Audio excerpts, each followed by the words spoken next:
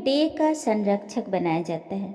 तो हमारे गुरुजन, हमारे मार्गदर्शक हम पे भरोसा करते हैं, विश्वास करते हैं कि हम इसका उपयोग अपनी आत्मिक उन्नति के लिए करेंगे।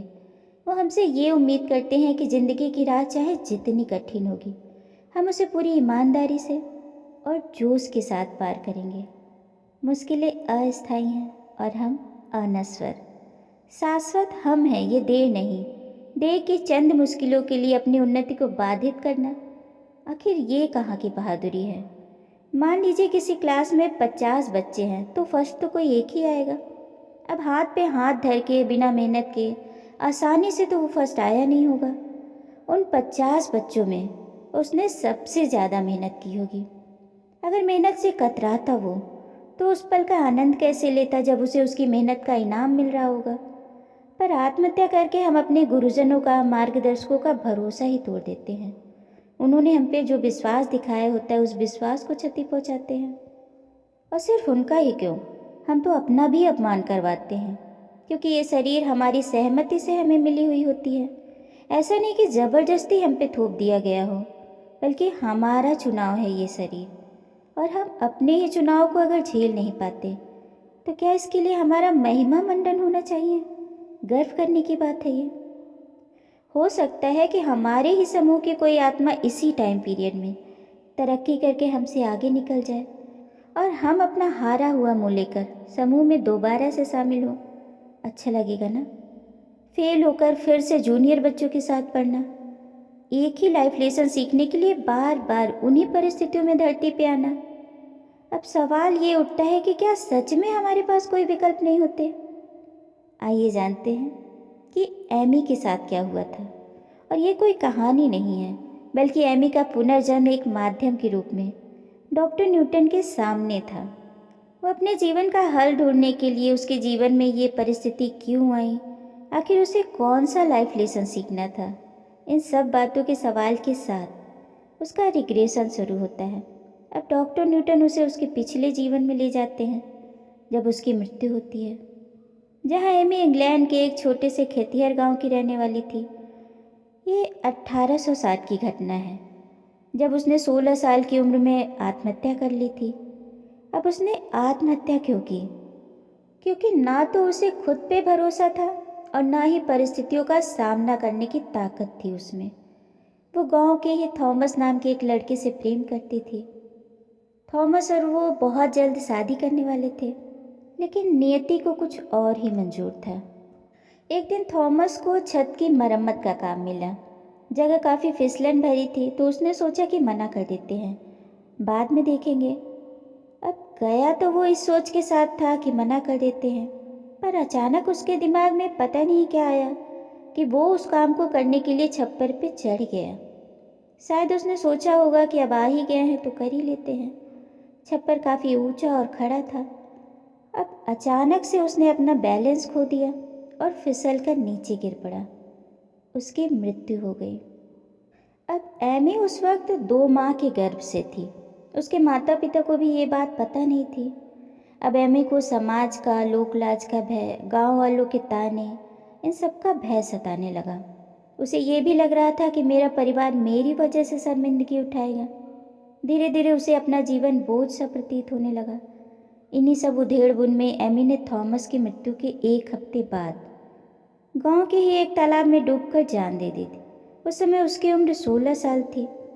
आत्महत्या के समय जो उसकी सोच चल रही थी वो ये थी कि गांव वालों के तानों की वजह से उसका परिवार जलील होगा, उन्हें शर्मिंदगी उठानी पड़ेगी, और जो वो चाहती नहीं थी। और अगर इस अवस्था में वो लंदन भी भाग जाती तो उसे अपने बच्चे के साथ एक वेश्या ही बनना पड़ता, और ये दोनों ही चीज़ें उसे मंजूर नहीं थी। कोई और रास्ता उसे सूझ ही नहीं रहा था। खैर, आत्महत्या के बाद जब वो आत्मालोक पहुंची तो थॉमस की आत्मा और उसका मार्गदर्शक दोनों ने उसका स्वागत किया। काफ़ी देर तक उन्होंने उसे ढांढस बनाया। कुछ देर बाद थॉमस वहाँ से चला गया और एमी अपने मार्गदर्शक लिकिको के साथ अकेली रह गई। वातावरण एक सुंदर बगीचे सा हो चला था, लेकिन लिकिको का व्यवहार एमी के प्रति रूखा हो गया था। और इस बात को एमी भाप भी गई थी कि लिकिको उससे निराश है। और साहस की कमी दिखाने के कारण उसे ज़बरदस्त डांट पड़ने वाली थी। अब एमी थोड़ा सा आवेश में आ गई और लिकीको से ही सवाल कर बैठी कि शुरू शुरू में जीवन की जो योजना बनाई गई थी, जीवन उसके मुताबिक क्यों नहीं चला।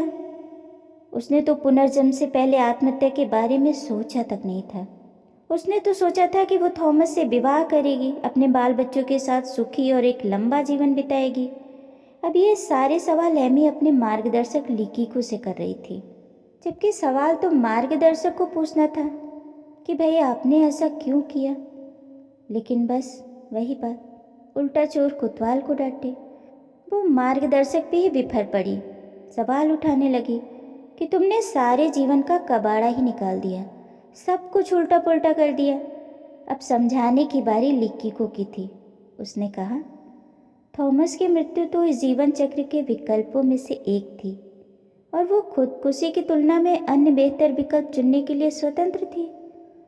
यानी थॉमस की मृत्यु तो निश्चित थी, प्रबल संभावना थी कि वो उस काम के लिए वहां जाएगा। उसका मन उसे बार बार अल्टीमेटम दे रहा था कि आज रहने देते हैं, बाद में कर लेंगे इस काम को।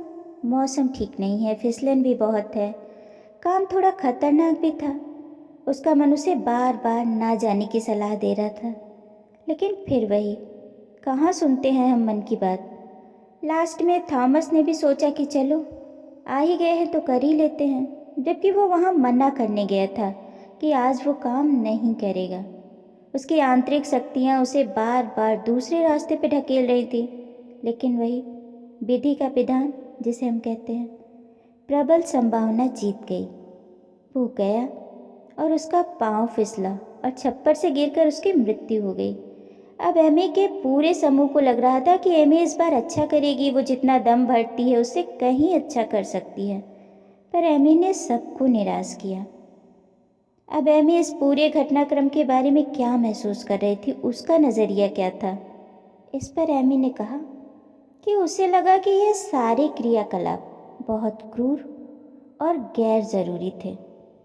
यानी उसकी नज़र में इन सारे तामझाम की कोई ज़रूरत नहीं थी। अब लिकीको उसे समझाता है कि अगर उसे दूसरे के अस्तित्व को बनाए रखने में सहायता करनी है तो उसे अपनी हीन भावना से उबरना होगा। यानी उसके अंदर जो ये सोच चल रही थी कि लोग मुझे क्या समझेंगे, गांव वाले कैसा बर्ताव करेंगे, लोक लाज का जो भय था उसके अंदर, इन सब से उसे ऊपर उठना होगा। देखिए, अब इसी सेंटेंस में उसका लाइफ लेसन भी छुपा हुआ था। हीन भावना से उबरना, लोगों की परवाह ना करके अपने जीवन की मुश्किलों को सुलझाना। अब एमी ने इस बात पे सफाई दी कि विक्टोरिया योगिन, उस इंग्लैंड में जैसे हालात थे उसमें उसके पास कोई चारा ही नहीं बचा था। वो क्या करती? अगर आत्महत्या ना करती तो कोई और चारा छोड़ा था? मतलब अभी भी वो अपने कर्म को जस्टिफाई कर रही थी कि उसने जो किया सही किया। अब उसका मार्गदर्शक उसे पुस्तकालय में ले जाता है जहाँ गहरे ज्ञान की ढेरों किताबें रखी हुई हैं। ये लाइब्रेरी देखने में गोथिक स्थापत्य कला जैसी लग रही है, जिसकी दीवारें पत्थर की बनी हैं और संगमरमर की चमचमाती लंबी लंबी टेबलें हैं। एक प्रकार से देखें तो यहाँ सबके दस्तावेज रखे हुए हैं। यहाँ पे एक वृद्ध पुरुष है जो सफ़ेद लबादे में है। वो थोड़ा चिंतित है और एमी की तरफ ही आ रहा है। उसके हाथ में नामावली का एक सेट है और गोल मुड़े हुए चार्ट हैं। वो एमी की तरफ देखकर कुछ बड़बड़ाता है और साथ ही अपना सिर भी हिलाता है। अब ये महोदय लाइब्रेरियन है और एमी से कहते हैं, अभी तुम्हारा यहाँ आने का समय नहीं हुआ था।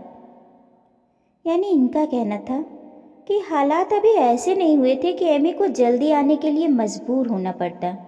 वो अभी जीवन का सामना कर सकती थी।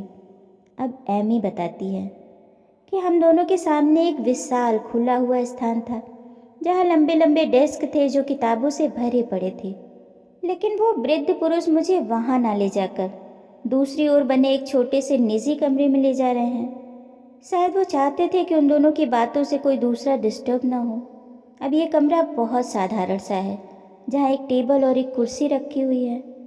अब ये लाइब्रेरियन एक बड़ी सी पुस्तक लेकर आता है और एमी के सामने उसे खोल कर रख देता है। ये किताब बिल्कुल टेलीविज़न के पर्दे जैसी लग रही है।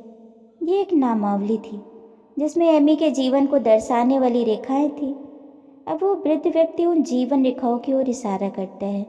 ये एमी की जीवन रेखाएं थी, जिसमें कुछ रेखाएं मोटी, कुछ पतली और कुछ महीन थी। अब ये जो मोटी रेखाएं थी, ऐसी दो रेखाओं के मध्य में थोड़ा अंतर था और ये उम्र को और जीवन की महत्वपूर्ण घटनाओं को दर्शाती हैं। इनके घटित होने की प्रबल संभावना होती है। और जो ये पतली और महीन रेखाएं थीं, वो इन मोटी रेखाओं को काट रही थीं। ये दूसरी प्रकार की घटनाओं व परिस्थितियों की प्रतीक थी। अब पतली और महीन रेखाओं की संभावना मोटी रेखाओं की तुलना में क्षीण होती है। यानी मोटी रेखाएं तो फिक्स है, जिस उम्र में, जिस समय में जो परिस्थिति आनी है वो आके रहेगी, उससे हम भाग नहीं सकते। लेकिन ये जो महीन रेखाएं हैं, वो हमारे चुनाव की द्योतक हैं, बदलती रहती हैं। हमारा हर निर्णय एक अलग परिस्थिति को जन्म देता है, इसलिए ये कमज़ोर होती हैं, इसमें परिवर्तन संभव है। अब एमी इस चीज़ को कुछ इस तरह से समझाती है कि मोटी रेखाएं ठीक किसी पेड़ के तने जैसी होती हैं और महीन रेखाएं उस वृक्ष की शाखाओं जैसी होती हैं। यानी किसी शाखा के कटने से पूरा पेड़ नहीं सूखता, बल्कि दूसरी नई शाखाएं जन्म ले लेती हैं। मोटी रेखा एमी का मुख्य मार्ग थी और कई महीन रेखाएं उसका ऑप्शन थी। उसने एक ऐसी रेखा को चुना था जो आगे फूटती ही नहीं थी। यानी उस चुनाव के बाद सारी संभावनाएं खत्म। अब इसी बात के लिए वो वृद्ध पुरुष उसे डांट भी रहा था कि कई ऑप्शन थे तुम्हारे पास, तुमने इसे ही क्यों चुना?